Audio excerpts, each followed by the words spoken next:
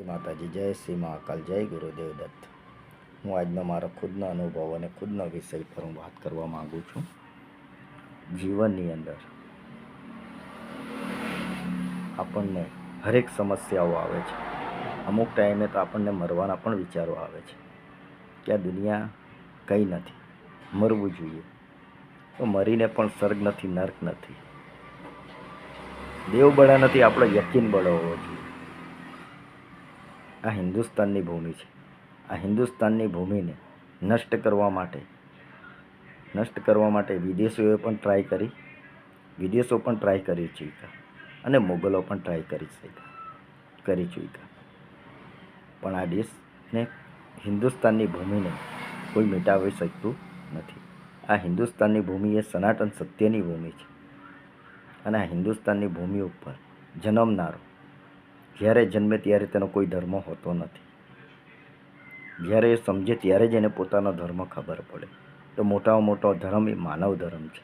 આપણે માનવ ધર્મને જ અપનાવવો જોઈએ। અને ખાસ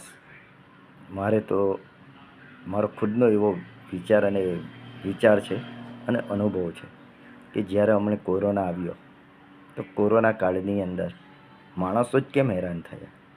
મૂંગા પશુ પંખી, ગાય ભેંસ, મૂંગા જીવાત્માઓ કેમ, કીડી મકોડા, એ બધાને તો કોઈ રોગ નથી આવ્યો।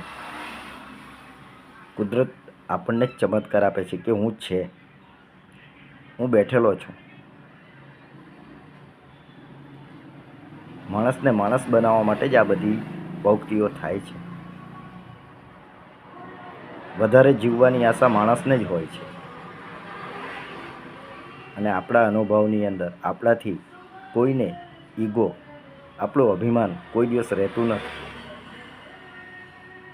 શેરના માટે સવા શેર હોય જ છે। વાણી અને પાણી હંમેશા આપણે વિચારીને વાપરવાની જરૂર હોય છે। એ જ આપણા સદગુણ છે, આપણા પોતાના ગુરુના આશીર્વાદ છે અને આપણા પૂર્વજોની કૃપા છે।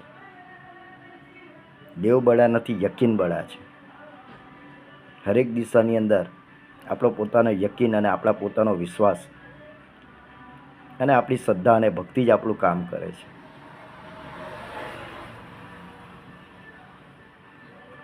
અને જે મરવાનો વિચાર કરે છે ને તે એકવાર શાંતિથી 10 મિનિટ બેસીને આંખ બંધ કરીને ખુદની અંદર ઝાંકે ને, ખુદની અંદર જ ઝાંકવાની જરૂર છે, તો મરવાનો વિચાર પણ દૂર થઈ જાય છે।